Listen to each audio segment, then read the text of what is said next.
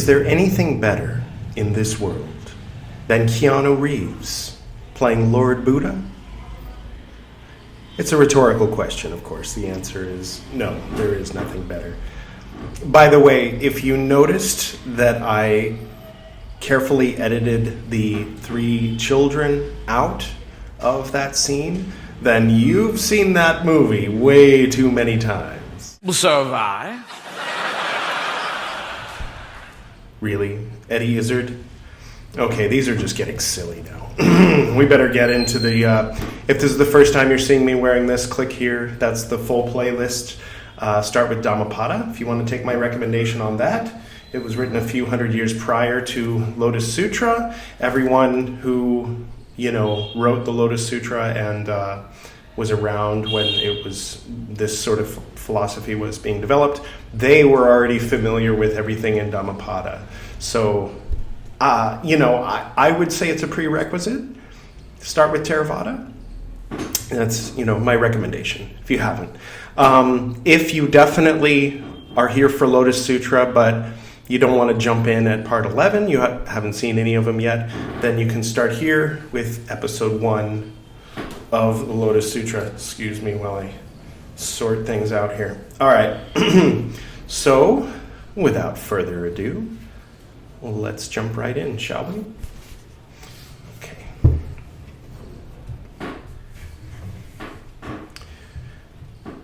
After this speech of the Venerable Shariputra, the Lord said to him, I declare to thee, Shariputra, I announce to thee, in presence of this world, squeaky chair, sorry, in presence of this world, including the gods, Maras, and Brahmas, in the presence of this people, I'm going to show you something from Shanghai real quick. Yeah, there it is. There's the congregation that the Buddha was talking to in the Lotus Sutra. Pretty cool, right? All right, I'm going to use my third card for this one. But don't watch it right now. That clip came from this video that was from my trip to Shanghai back in 2018. Okay, moving along. That was the everyone present. I think you might have even seen a Garuda. Did you see the Garuda? Hopefully I gave it time for enough of that clip to really appreciate it. All right. Including ascetics and Brahmins, that thou, in the presence of this people, including ascetics and Brahmins, that thou, Shariputra, hast been by me made ripe for supreme, perfect enlightenment. In presence of 1,000 myriads of kotis of Buddhas. I didn't think there were that many, but in that shot. Sorry, I'm being silly. All right. That thou, Shariputra, hast for a long time followed my commandments. Thou, Shariputra, art, by the counsel of the Bodhisattva, by the decree of the Bodhisattva, reborn here under my rule. Owing to the mighty will of the Bodhisattva, thou, Shariputra, hast no recollection of thy former vow to observe the religious course. That means that what I'm saying is in parentheses, because I think it's too distracting for me to say a bunch of stuff. Okay, so when you see me do this, know that the words I'm saying while I'm saying that are in parentheses, added by the translator to help understand the flow of the words. Okay, of the counsel of the Bodhisattva, the decree of the Bodhisattva, thou thinkest that thou hast reached final rest. I, wishing to revive and renew in thee the knowledge of thy former vow to observe the religious course, will reveal to the disciples the Dharma Paryaya, called the Lotus Sutra of the true law. All right. This Saranta. What's a Saranta? Comment below. Again, Shariputra. At a future period, after innumerable, inconceivable, immeasurable eons, when thou shalt have learnt the true law of 100,000 myriads of kotis of Tathagatas, showed devotion in various ways, and achieved the present Bodhisattva course, thou shalt become in the world a Tathagata named Padmaprabha, which means Lotus Prabha. What does Prabha mean? Comment below. All right. Endowed with science and conduct, a Sugata, a knower of the world, an unsurpassed tamer of men, a master of gods and men, a Lord Buddha. At that time, then, Shariputra, the Buddha field of that Lord, the Tathagata Brahmaprabha, to be called Viraga. Viraga, that means tiger, right? Am I mixing it up with something else? You know what word comes from that Sanskrit word for tiger? All right. If so, I think this is a typo. It should be V-I-A-G-R-A. They've spelled it V-I-R-A-G-A. I think I'm mixed up. It's Viraja, like a king, some kind of king. But yeah, as a side note, Viagra is Sanskrit for tiger. Anyway, speaking of Pfizer, right? Did you get your vax? I know if you have an autoimmune deficiency, then you're the reason why it should be required for everybody else around you to get the vax. If they're like discriminating against you for not getting it, and you can't get it because of the autoimmune deficiency, then you have something to complain about. But, okay, I'm not going to go there. I already went there, didn't I? See? All right. Let me start at the beginning of that sentence. At that time, then, Shariputra, the Buddha field of that Lord, the Tathagata Padmaprabha, to be called Viraja, will be level, pleasant, delightful, extremely beautiful to see, pure, prosperous, rich, quiet, abounding with food, replete with many races of men. It will consist of lapis lazuli. Akshobhya, I'm just going to borrow this for a moment. Akshobhya of the mirror-like wisdom. Where's this? Okay. I mean, my statue does. Not to say that that's more of a Ratna Sambhava thing, you know, like get all the gems. Okay. Where was I? Lapis lazuli, and contain a checkerboard. I'm not going to lift up the chessboard, but know that it's here. And Chris is 2 moves away from mate, and then we'll start round 15. Okay. Anyway, checkerboard of 8 compartments distinguished by gold threads, each compartment having its jewel tree, always and perpetually filled with blossoms and fruits of 7 precious substances. Now that Tathagata Padmaprabha, Shariputra, will preach the law by the instrumentality of the 3 vehicles. If I'm not mistaken, after Buddha passed away, I forget what order it went in, but the next person to take over the position of leader of the Sangha was either Ananda or Shariputra. It was one of them, and then it was the other one, according to tradition.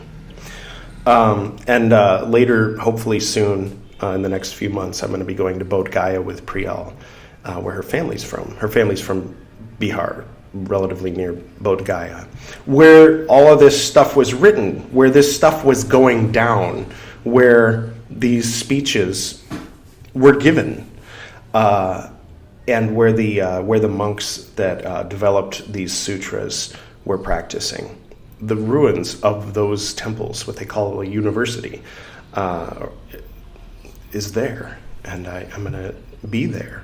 And I don't know if I'll bring this along, but I'll do a little something, maybe a reading. If I'm imagining, wouldn't it be fun if I brought this along and just sat right outside the ruins where Mahayana was developed and read for 30 minutes Lotus Sutra or whatever sutra I'm on by then? That's ideal. We'll see what happens when that time comes, but just know that I had that in mind before I started episode 1 of Dhammapada. Anyway. Further, Shariputra, that Tathagata will not appear at the decay of the eon, but preach the law by virtue of vow. That eon, Shariputra, will be named Maharatna Pratimandita, i.e., ornamented with magnificent jewels. You see, Ratna must have something to do with jewels, right? I'm not an expert in Sanskrit by any means. Barely a beginner. Knowest thou, Shariputra, I went through, yoga teacher training like 4 times, so I know as much Sanskrit as are worked into the most common poses. And then over time I forget. But anyway, and then I think that and like certain things from Buddhism formed the base foundation of my knowledge of Sanskrit. And then slowly I've been learning a bit of Hindi, and people here, you'd be surprised, like people who drive taxis and autos, sometimes they went to school for Sanskrit. They took Sanskrit. In the West, you only meet like the, sort of privileged nerds. I'm talking about my own kind, I know, who take a course in Sanskrit so that they can chant the Sanskrit, more impressively in their yoga in their yoga class. But here, people take Sanskrit for one reason or another. People, you'd be surprised. Anyway.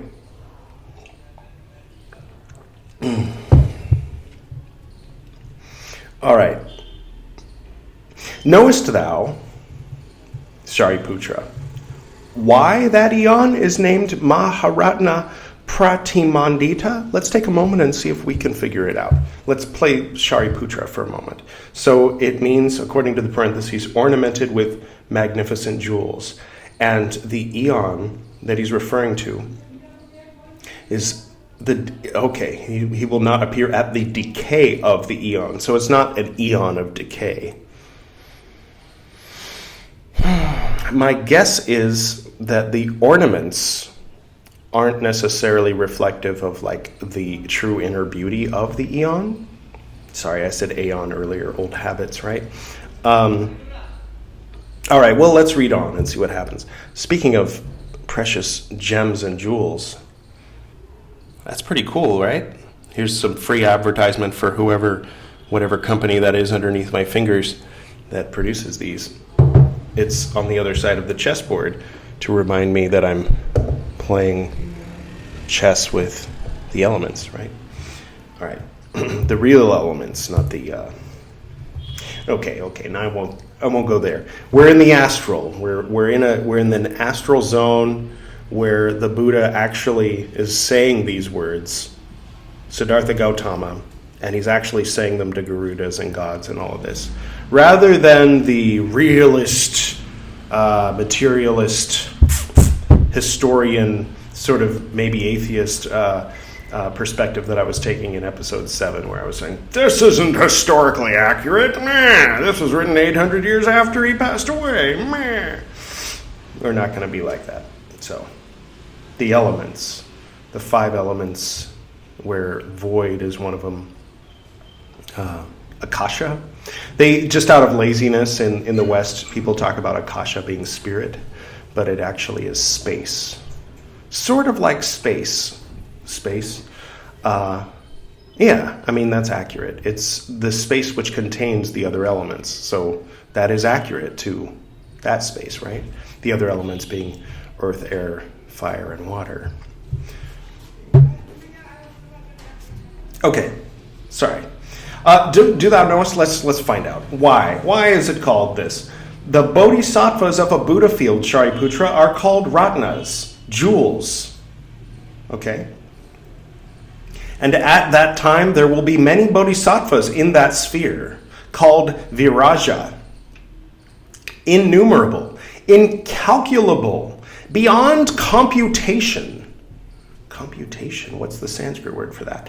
Because we could like add an ER and make that the Sanskrit word. Okay, abstraction made from their being computed by the Tathagatas. Are they mentats? On that account is that eon called Maharatna Pratnimandita. So it's a good eon because there's many bodhisattvas. Now, proceed, Shariputra. At that period of the bodhisattvas of that field will, in walking steps on jewel lotuses. Let me try that again, see if it makes sense or if it's just me. Now proceed, Shariputra. At that period, the bodhisattvas of that field will, in walking, step on jewel lotuses. Okay, it makes sense. And these bodhisattvas will not be plying their work for the first time. They, having accumulated roots of goodness and observed the course of duty under many 100,000 Buddhas, they are praised by the Tathagatas for their zealous application to Buddha knowledge. Are perfectioned, that's what it says, in the rites of preparatory to transcendent knowledge, accomplished in the direction of all true laws, mild, thoughtful. Generally, Shariputra, will that Buddha region teem with such bodhisattvas. As to the lifetime, Shariputra, of that Tathagata Padmaprabha, it will last 12 intermediate kalpas. I think that's a long time, right? If we leave out of account the time of his being a young prince. And the lifetime of the creatures then living will measure 8 intermediate kalpas. At the expiration of 12 intermediate kalpas, Shariputra, the Tathagata Padmaprabha, after announcing the future destiny of the bodhisattva called Dritiparipernan, bracket parentheses, Driti, meaning perseverance or endurance. See, we're learning Sanskrit. My pronunciation probably isn't very good, so find someone who knows Sanskrit and ask them. Driti Parnipura is full of perseverance or endurance. So Parnipura is full of, one might assume. It sounds a lot like... anyway. Okay. To superior... Okay, blah...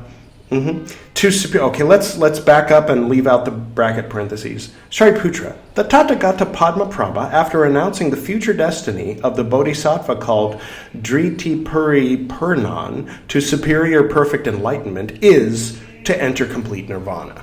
Okay. This bodhisattva... this is in quotes. This bodhisattva Mahasattva Dritipariperna, O monks, shall immediately after me come to supreme perfect enlightenment. He shall become in the world a Tathagata named Padma Vrishabhavikramin, an Arhat, endowed with science and conduct. Now, the Tathagata Padma Vrishabhavikramin, Shariputra, will have a Buddha field of quite the same description.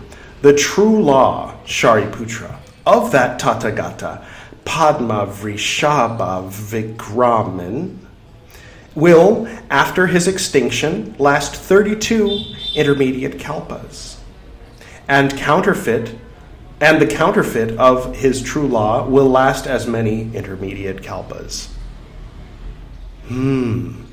That's interesting. The counterfeit. So his Dharma will last this amount of time, and then the fake version of his Dharma will last that amount of time. It's like he says that as if it's just assumed that happens. Wow, that has like interesting implications when it comes to like thinking about every great sage or guru or messiah, that there was like there's the period of the realness of it, and then there's the period of the fake version of it. Huh. Well, anyway, interesting. Maybe not that interesting, but I thought it was worth pausing to reflect. And on that occasion, the Lord uttered the following stanzas. Thou also, son of Sari, shalt in future be a Jina, a Tathagata named Pradmapaba, of illimited sight. That's like unlimited, I guess. Thou shalt educate thousands of kotis of living beings, that's a lot, I think, after paying honor to many kotis of Buddhas, making strenuous efforts in the course of duty, and after having produced in thyself the 10 powers, thou shalt reach supreme perfect enlightenment. Alan Watts used to talk a lot about that Sanskrit phrase. I just remember Samyak Sambodhi, Anuttara Samyak Sambodhi, something close to that. I don't know. I'll find out and let you know. Within a period inconceivable and immense, there shall be an eon rich in jewels, or the eon jewel rich, and a sphere named Viraja, the pure, or Viraga? I don't know. The pure field of the highest of men, and its ground will consist of lapis lazuli.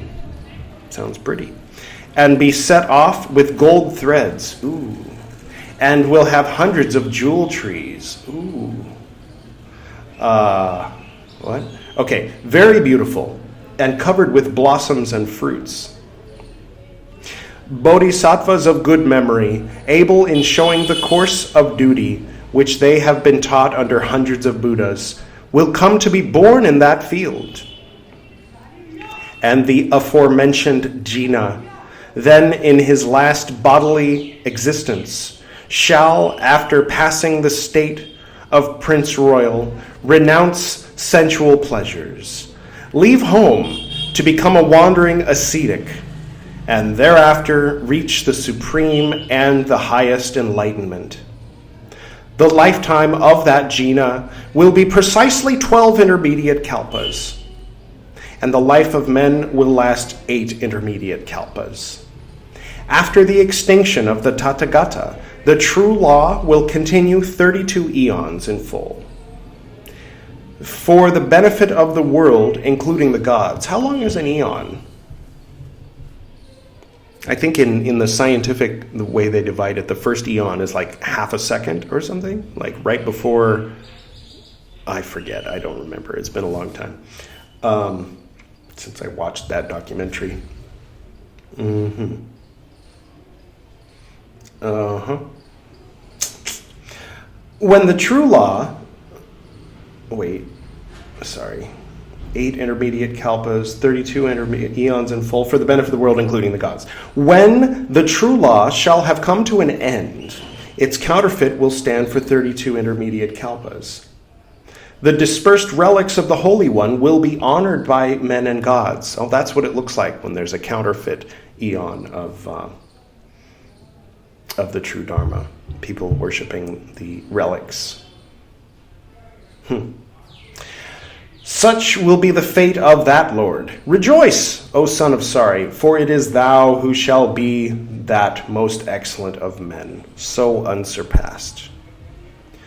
The 4 classes, okay, so that's the end of the thing that it said that Buddha was going to say, and now it's just talking. The 4 classes of the audience: monks, nuns, lay devotees, male and female, gods, nagas, goblins, gandharvas, demons. Wow, they didn't all leave with the chaff? All right, there's some good studious demons that are on their way to becoming bodhisattvas. I'll buy it. Garudas, kinnaras, great serpents, men and beings not human. On hearing the announcement of the Venerable Shariputra's destiny to supreme perfect enlightenment, were so pleased, glad, charmed, thrilling with delight and joy, that they covered the Lord severally with their own robes. Hopefully it was cold, not a hot day. Otherwise that seems like a rude thing to do, right? While Indra, the chief of the gods, Brahma Sahampati, besides 100,000s of kotis of other divine beings, covered him with heavenly garments and bestrew him with flowers of heaven, mandaravas, and great mandaravas. High aloft, they whirled celestial clothes and struck 100,000s of celestial musical instruments and cymbals high in the sky. And after pouring a great rain of flowers, they uttered these words: "The wheel of the law has been put in motion." Let's try that again. "The wheel of the Dharma has been put in motion by the Lord. The first time at Benares, at Rishipatna, in the deer park. Today has the Lord again put in motion the supreme wheel of the Dharma." And on that occasion, those divine beings uttered the following stanzas. So this is not the Buddha talking, this is the responsorial, if you will. All right.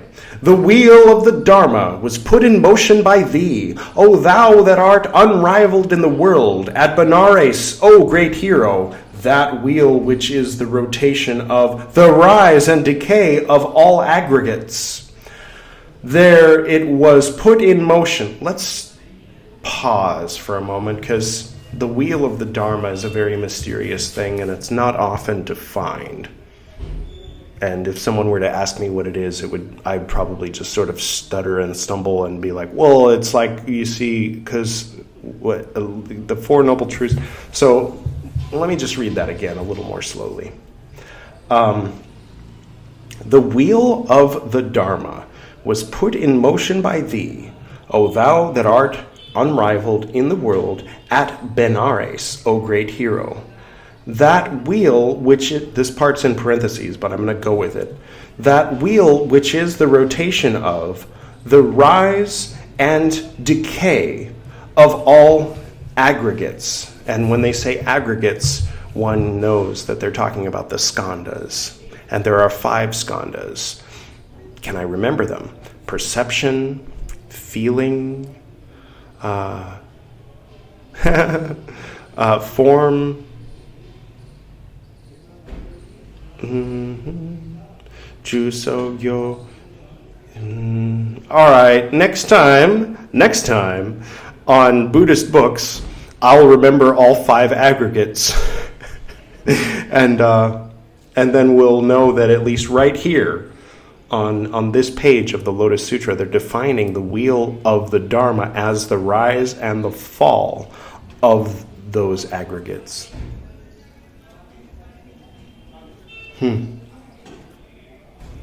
Jusogyo Shiki. Anyway, I know them in medieval Japanese, but it seems I've forgotten them in English. All right, so we're at 30 minutes. Let's finish a sentence, shall we? The rise and decay of all aggregates. "There it was put in motion for the first time. Now, a second time, it is turned here, O Lord. Today, O Master, thou hast preached this law, which is hard to be received with faith." Let's sit on that for a couple of days. Which is hard to be received with faith. All right. Thank you all for joining me once again for this recital of the Lotus Sutra on the Buddhist Books series. I wanted to close with something a little bit different and special. Well, it's up to you if you decide to click the card or not. Just real quick, I'll introduce you to a good buddy of mine. Well, figuratively. So this is Vajrasattva. Vajrasattva has, we'll get to Vajrasattva later in the series, like much later in the series. But there's a mantra associated with Vajrasattva, which has 108 syllables. And just recently, it's not an old, I think it's a year ago, a woman who her name is, I believe, Tina Ting, and she's been reciting Buddhist mantras to music. And they've been making these very high production, high quality videos. I recommend subscribing to her channel, and then go into the description, click through, and on Bandwagon you can download her music. Just get it all. Just if you can. Otherwise, a lot of it is available for free on YouTube, and the Vajrasattva mantra, in particular, I want to wholeheartedly recommend checking that out. It's visually stunning, audially beautiful, and if you're in the slightest little bit of a Buddhist mood after this half an hour and change of hearing me ramble on, then you can continue it for another 19 minutes or so in a very nice way by clicking here. All right, only 4 cards for today. I already gave you the Little Buddha. All right, it's the full movie's available on YouTube. Little Buddha, Keanu Reeves as Buddha. It's right there. Eddie Izzard you can find on your own. All right. Thank you all once again for tuning in. I hope you enjoyed it. I guess you're enjoying it if you watched it all the way through, especially if you've seen all 17 episodes. How many hours is that?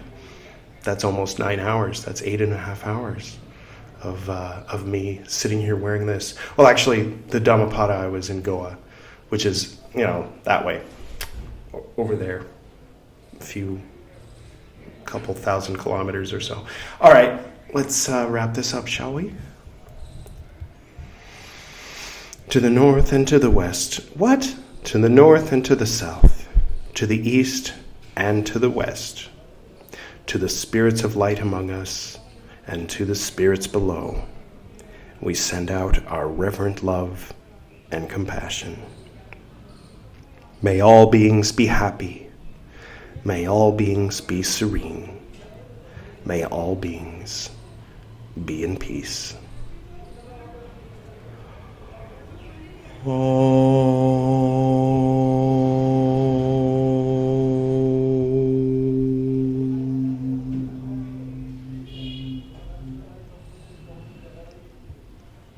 Until next time.